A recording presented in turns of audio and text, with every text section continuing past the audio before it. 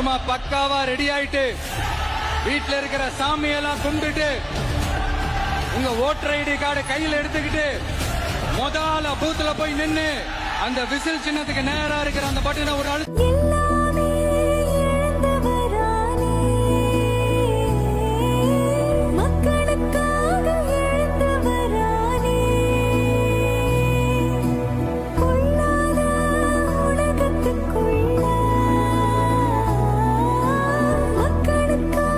உங்க விஜய்க்கு, உங்க அண்ணனுக்கு, உங்க தம்பிக்கு, உங்க பிள்ளைக்கு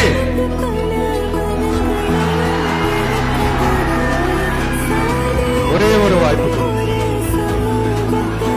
தயவு செஞ்சு விசில் சின்னத்துக்கு ஓட்டு போடுங்க.